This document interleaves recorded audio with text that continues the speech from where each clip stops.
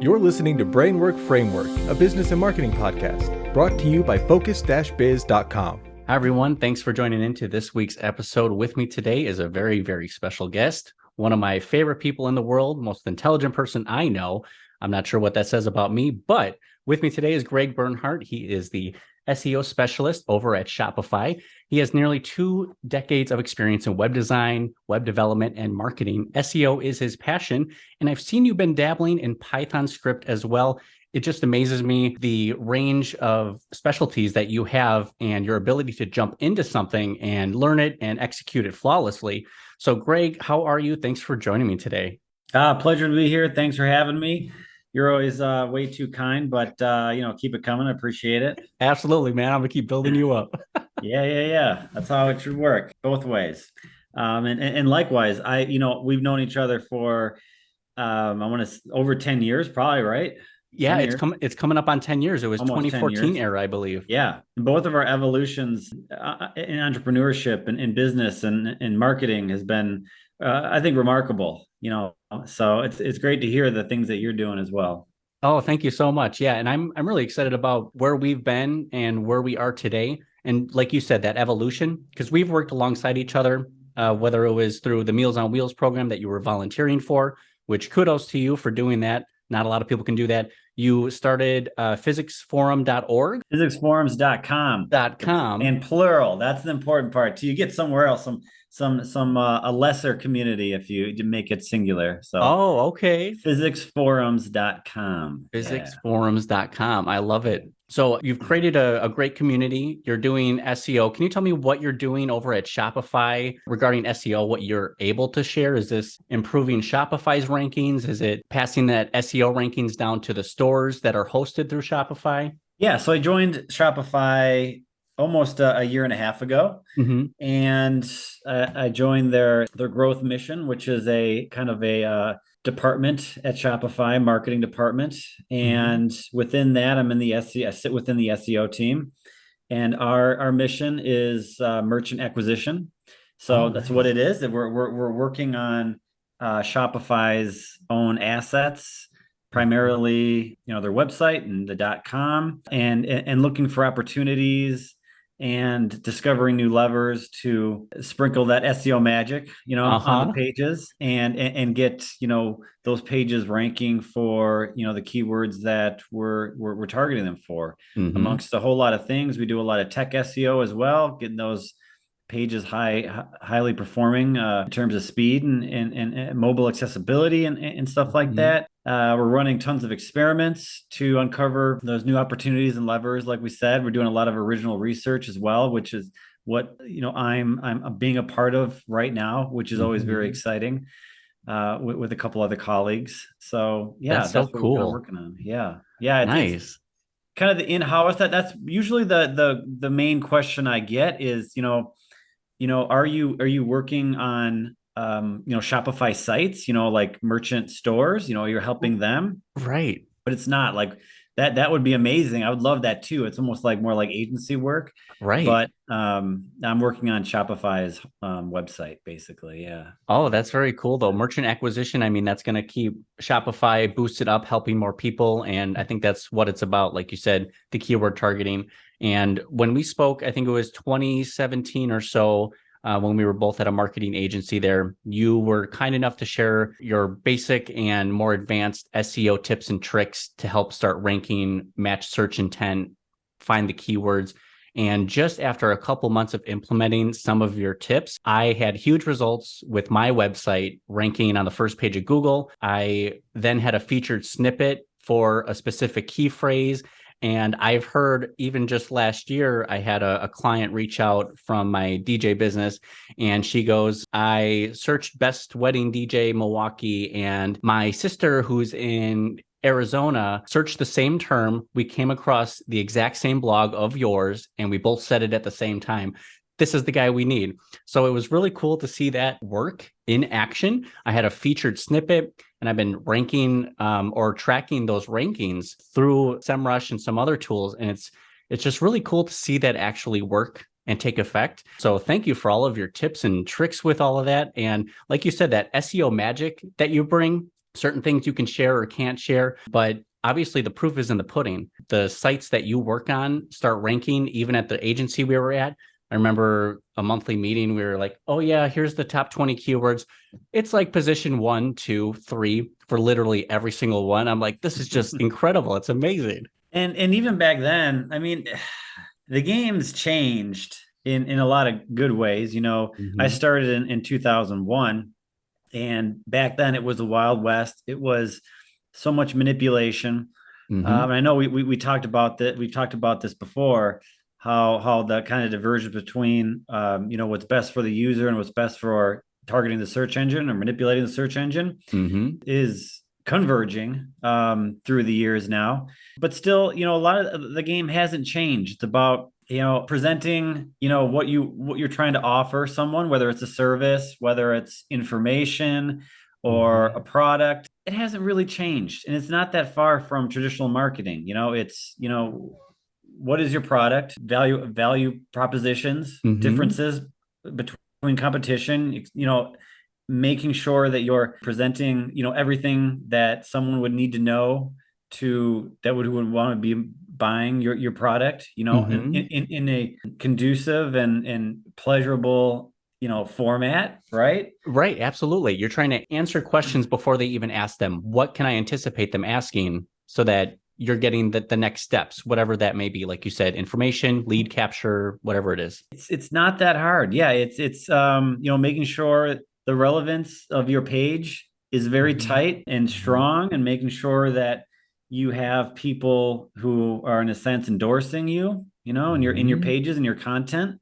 You've got some notoriety there with whatever you're putting out, and you're more than likely you're going to be seeing some decent results. And it depends obviously on what niches you're in. If you're a newbie working on the drop shipping market, it's going to be tough. There's a lot of competition. If you're selling some new product that never existed before, but maybe there's already some audience for it, you're going to be breaking in a lot quicker. So right. No, that's super important, is the relevance to the search term. Are you matching what people are searching for? And is there a market already? Is there an audience that is searching or looking for it? And how crowded is that space already? Because that's going to determine on how difficult it's going to be to rank for that keyword and then maintain those rankings.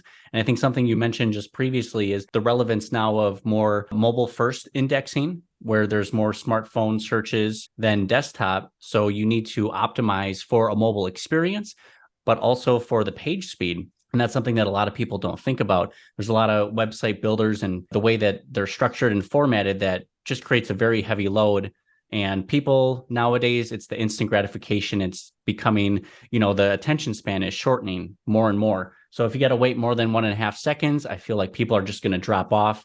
And people might think that's, I'm getting some robot clicks or, something happened. But yeah, there's really important pieces with mobile first indexing, your page speed score, and how Google views you on the internet. Aren't they still the number one search engine? As hard as we're trying to get an alternative like DuckDuckGo or you.com, I know is interesting because they've implemented some chat GPT functionality in there, which we can talk about, some AI too. But going back to what you're saying, really, again, marketing 101, know your audience, know your product. If your audience is on mobile, you're going to need a great experience. There are still some interesting niches that are mostly desktop converting. Yeah. So maybe you don't need to worry so much. You still have to, but not put, 80-20 or 60-40 split, type of thing. And we're seeing, when you're talking about kind of like reducing friction and making things, the funnel process as quick as possible. This is why social selling is so interesting. Because, TikTok, you can sell right on TikTok. You can sell right in Instagram, right? Someone you don't have to make a video about your product and then that person has to go to Google and search for it. No, right? It's right there. They want it. And within that same ecosystem, they can buy it quickly. Yes. It's the name of the game. It's incredible because the way it's shifted from over the years, I know back in 2016, 2017, Google had put out yet another update where they said, hey, this is how we expect your websites to be structured. And here's the type of information we're looking for. Make sure you structure your website around that. And to see Google kind of pushing people away from visiting the website directly by offering answers right within their search. They're now creating like color hex pickers, calculator. So they're saying, don't go to any other website. Google is what you need. But didn't Google get inspired from many of the other companies who were kind of first to market? I think that happened with Google Voice and Eagle Tech as far as VoIP phone internet services. I think there's a couple other tools out there that I'm just kind of blanking on, but it kind of seems like you said, people are hoping to get away from Google a little bit. And we kind of see how their domination over the market can negatively affect businesses. So they're trying to keep you on Google, but not to the website. How is that something that you pivot around? Yeah, so I mean that's something we could talk about for hours. It's so interesting. It gets probably really to the core of Google's whole business model. And we've seen it evolve over time into something that's very clear that Google's Google kind of, once you hit a search engine result page, there's a hierarchy of priorities or things that Google would want you to do and choose and behave, right? Mm-hmm. The absolute last thing they ever want you to do is to move away from Google, right? Go to an organic search link and now you're off it. Now they have no control over you. They can't monetize you, right? That's the worst thing they could ever do.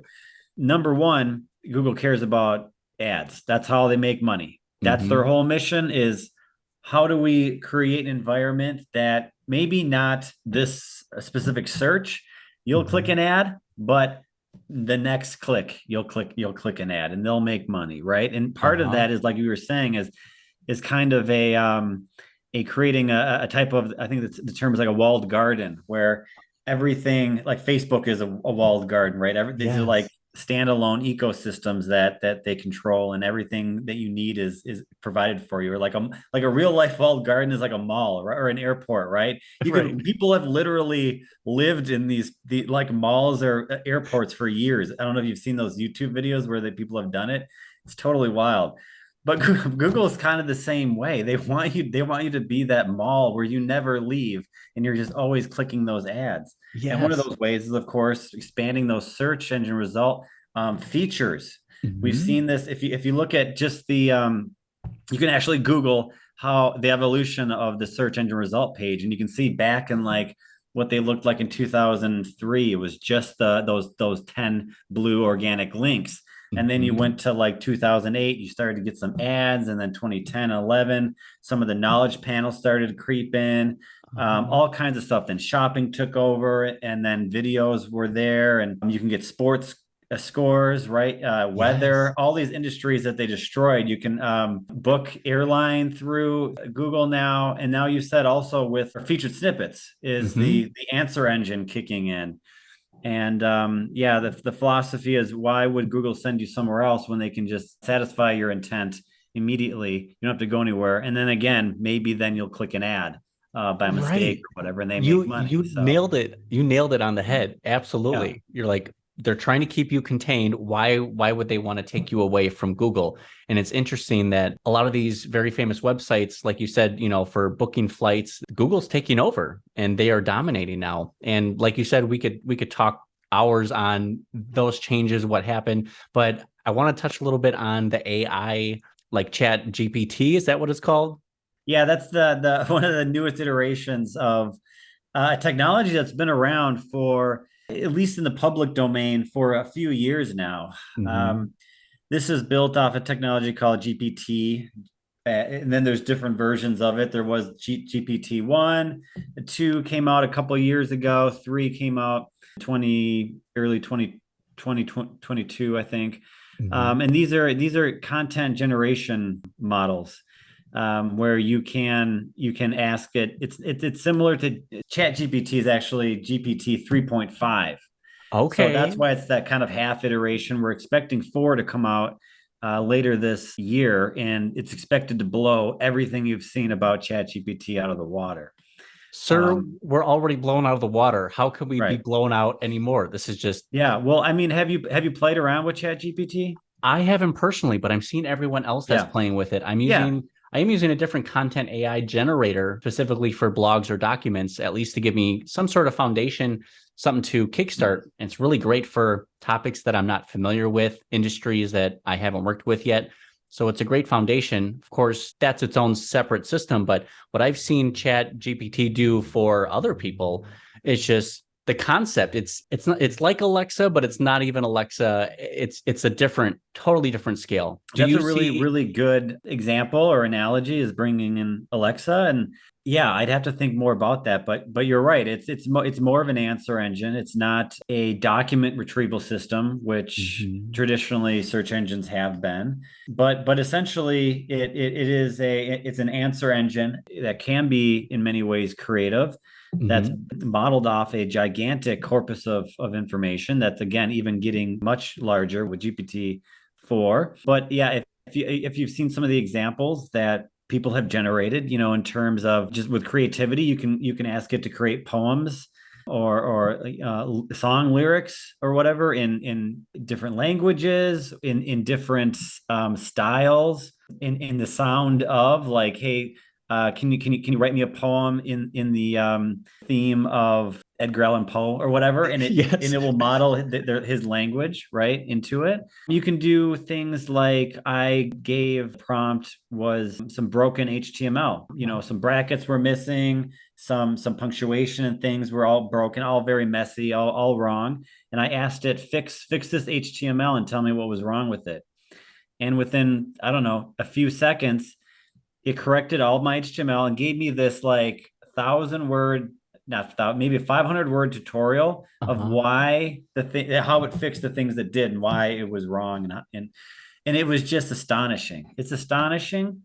Yes.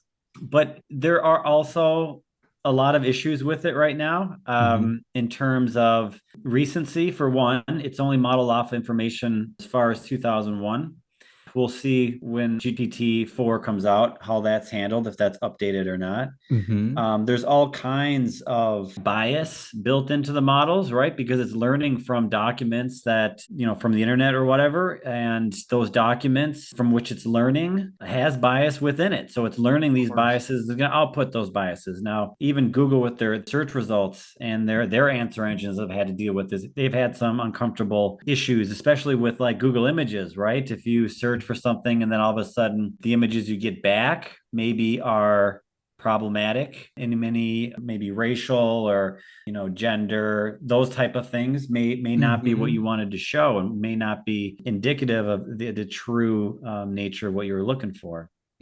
Also, things like when the consensus of what it has learned maybe is incorrect or outdated, it's going to, regurgitate that outdated answer to you. Things like even just like health and safety, things about, hey, you asked ChatGPT, how do I make a homemade firecracker or whatever? And maybe there's a safe way to do it. Maybe it offers you an unsafe way to do it, and you start blowing off your fingers. I don't know. Yeah. There's so many things we could go into in terms of that also hallucinates, which is a really interesting concept. What? Tell me more about that. Yeah, no, I don't know exactly how it works, but again, I think it's built in. It's putting together some logic, some inferences that are incorrect in reality, but from what it's learned, it looks like 1 + 1 = 3 from what it has learned again. Yeah, stuff like that. That's so incredible. But certainly the problems are short term. A lot of people are kind of naysayers. They're saying it's not really that big a deal. There's a lot of issues with it. It's at the moment not usable. And I see the issues, and I would say to everyone, think a little bit longer term. Think about what you're seeing now, what's happening now, and where it's going to be 5, 10, 15 years in the future, 20 years in the future. These things will be resolved. They will get more intelligent. And I really think the sky is the limit here. I'm very, very positive that this was the spark of the next huge revolution in our culture and civilization. When we're going to be embedding, really intelligent, highly sophisticated AI into everything in our world. One of the revolutions in our tech world was like Bluetooth. Everything was going to be connected to Bluetooth. Everything was going to be connected to Wi-Fi or whatever. And now everything's going to be AI. So the whole like joke of, hey, even your toaster is going to have Bluetooth. Well, now like even your toaster is going to have AI, right? Being able to sense, the temperature and the burn level of your toast or whatever, and then maybe analyze, and be able to learn from all the other toasters in your neighborhood or state for like how well someone in this state likes their toast, the perfect toast for your state. You'll just know it, or you'll be able to like take a blood sample or whatever into your toaster, and your toaster will be able to learn what your exact perfect, toast level is. That kind of stuff. It sounds ridiculous. And in that application, it's ridiculous, but like that's where we're gonna be. That's so Where crazy. It's like incredible. it's true Jetson level. Yeah. It really is. I'm just hearing just the changes and advancements. Like you said, I think it's revolutionary, just like you said, where it's going to take us. And similarly, I had a experience where it was 2005 science class. That was freshman year of high school. And the science teacher was like, you guys know in like 10 to 15 years, you'll be going into a store, a grocery store, and you'll take an item off the shelf and it'll automatically deduct it from your account. And we're like, are you kidding me? There's no way. And just last week, I met a engineer who works on the Amazon stores, specifically doing that. And of course, they couldn't share too much, but I was just thinking, wow, the things that we thought we'd never be able to see or mention, oh, that seems outlandish, so far away. Here it is. It's in the present, and look where it's going to go in the future. Yeah, and that's an awesome example. And I heard about that too. And I think they're like baiting that airports and stuff like that, or places where people need to be like in and out really quick. Mm-hmm.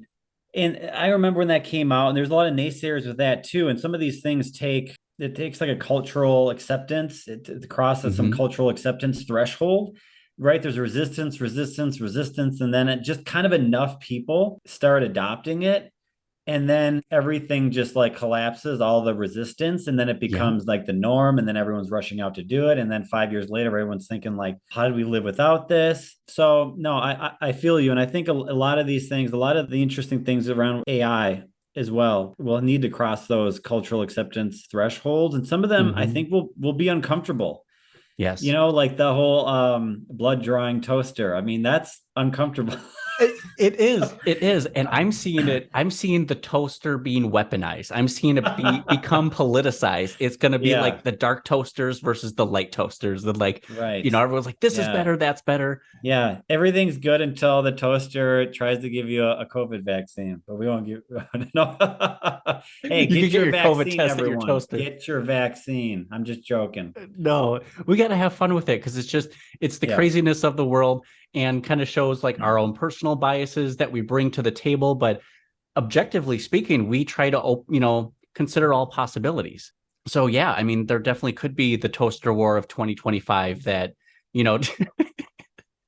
everyone's just at each other's throats talking about what toaster is better, what they like. And I think I just read an article that said that even like 50% of smart devices, your smart refrigerator, aren't even connected to the internet. So I think there's still that resistance. And I think the reason they only have a Wi-Fi enabled microwave is because that's all that's available now. That's what they're pushing. Right. Yeah. And I would say they probably haven't figured out, the manufacturers, the value propositions for a lot of that stuff. I know some of the really high tech LG and things like that, they're trying to build in some like even Amazon integration, in the sense of, even like 10 years ago, we heard about refrigerators that were going to know when your milk was low or when you needed milk, and it would just order it automatically. That stuff is advancing, and we're seeing that stuff with the super high end devices, but it's still slow, and it's much slower than even I thought, because that was kind of envisioned over 10 years ago. And I thought it was a brilliant idea. And I'm not even really sure what the holdup is on it. Maybe it is logistics or something else, but, or the technology isn't there. But I don't know. You have like the Amazon buttons or whatever, where you keep near your like laundry, and you can press the button, and then it sends to Wi-Fi and it orders it real quick. So it seems like that jump from the one click by physical button to some kind of sensory device that automatically detects, hey, you don't have any eggs in the spot that you usually have it, we're going to order some, and then you get them. So yeah, I don't know. I mean, that's probably something that they could have pushed really strongly during the COVID years. Right now we're kind of like back to going to the grocery store, but It is End the game. interesting. I see like a, whether refrigerator or Wi-Fi enabled, I'm kind of comparing it to the Spotify Wrapped Up. The analytics that come behind that. They're going to say, "Oh, we saw you ate top ramen 5 out of 7 days of the week." Like they're doing this analytics. Here's, then they're going to show you more blog posts on how to up your ramen game. Oh, try adding this to it, or different ways. Like you said, the automatic ordering. We've had the Epson print reorder, the auto reorder, things similar to that. But I definitely see it becoming useful. But are people ready for that? Are they going to resist it? That is so interesting that you're even tying in like content suggestions depending on what you're eating or what's in your fridge. Like seriously, what a cool idea if your fridge could say, "Hey, what's in your fridge?" and here's like 10 recipes for something that you can make with them. Is that not an awesome idea? Do we need to go into business? Do we need to start a new business, Chris? Yes. Do this? Absolutely. Because that would just be amazing. Like I look in my fridge, I'm like, God, I got eggs, I got some like soy sauce, I've got some frozen bread. What can I do with this? Like, yes. I feel like businesses and marketers have been like clawing for a way, trying to see how do we make this technology cool enough and relevant and useful enough. I think the recipe builder, that's a winner. Here's the big key too for that is for them. Now this is like the bad side of sales and marketing or whatever, because what we're talking about sounds amazing. It is amazing, but it's also very scary, right? For privacy, for data collection. I mean, we've seen what Facebook and Meta has done, which is horrific. Yes. This is just going to blow that up exponentially. But let's stay within this fun kind of like fantasy thing. Yeah. Is if I think the draw is for then still be tied into like Amazon or Whole Foods or whatever, your local grocer. Awesome.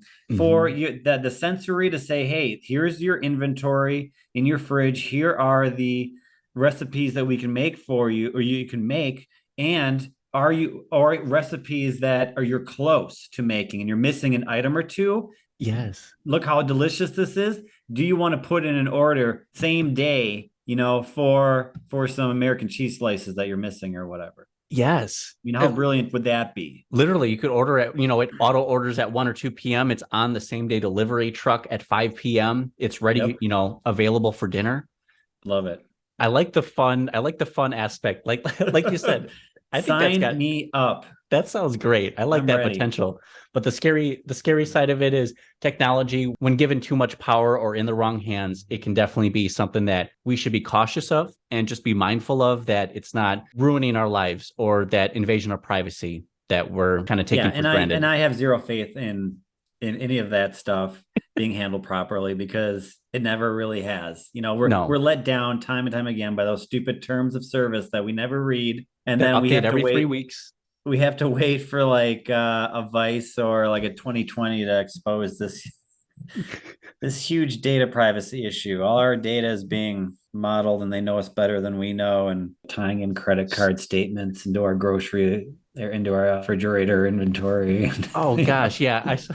I saw someone who wanted a Spotify Wrapped Up for their credit card too, and they were like, "Oh, you bought 73 Crunchwrap Supremes this week, and this is you most frequented at 1 a.m. or something." Yeah, a little specific. Yeah. Oh my gosh. Yeah, exactly.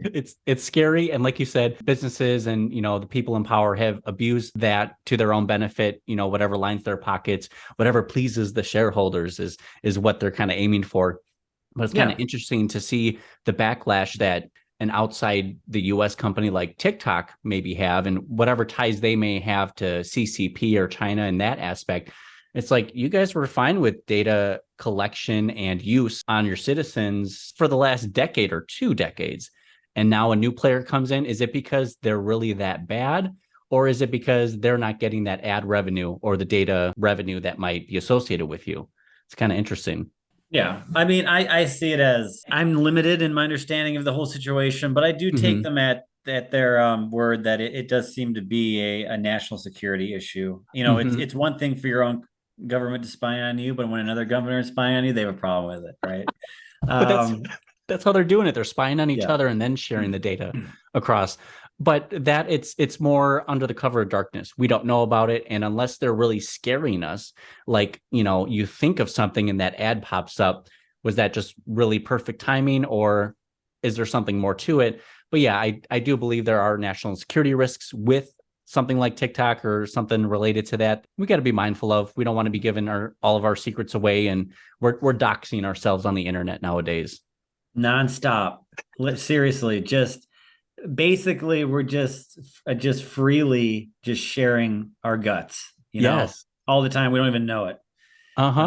In so many ways, it just takes one. The problem is that we're connected to so many devices, so many platforms. There's so many, and then so many options within all of those for privacy. It just takes like one toggle that you missed for then that information to be collected and then at some point disseminated throughout. Yes. Right. And then you just like one little leak is all it takes. And then it's out there and it's for almost apply for anybody. You don't know where it's going. Yes. So it's scary how long those things stay on the internet, and it's tough scrubbing. And I'm sure you, with your SEO magic and just touching on Chat GPT with their magic, that blows my mind. Like everything tech, internet, the advancements, I'm really happy that we were born when we were. We got a taste of the technology. We've seen it advance. And I feel like we're at that perfect middle ground where we appreciate the tech, but we also value human connection. That will be for the scholars and the academics, in like 200 years to analyze. But it's a really interesting kind of philosophical thought experiment to envision, are we, it's always fun to think about, how the people in 200 years from now will look on our generation, as if how we look 200 years back. Literally that was basically the founding of our country, and a lot of things we think were quite primitive, extremely primitive, right? Those guys were a bunch of cave people. Right. And so a lot of issues, and we may be looked upon in 200 years by those academics, and they may just be shaking their heads like they have no idea what they were doing. They didn't know what they were doing, those cave people. Yeah, we're going to seem so primitive, even though to us we're like, man, this is like you said, the Jetsons. We're living in the future, but they're going to look at us and think that, all right, yeah, that's pretty primitive. That was, like you said, what were they doing? Yeah, but that is the kind of the cost of progress, right? Is whatever moment you're in is going to hopefully be at a lesser state than the next moment. Yes.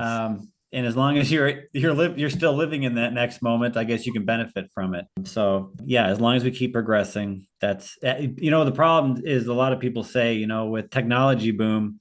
The problem is technology outpaces morality and ethics and philosophy and whatnot. That was a lot of arguments around the whole nuclear age, right? Like we have weapons to destroy our country when, we can't have a civil discussion between people. That's an issue. That's a imbalance. Right. So I think we're going to see that continue to widen, but hopefully we can make some progress. Oh, absolutely, man. Oh, I love it. I know you don't have a lot of time. We're over time, but I feel like I could keep going. I just want to give you the out whenever you're ready. Yeah. Whenever, we can always do a part 2, right? Part 3, part 4. Absolutely. I would love to keep having you on, because just the perspective and knowledge that you bring to the table is great for conversation and just giving people a new perception on the reality that we're living in, and just some things to either be hopeful for, be scared of, and just position ourselves to kind of live a better life. I love it. I had a lot of fun, and it's just nice to just go down whatever tangent we feel like. I love it, man. Thank you so much, Greg. I really appreciate it.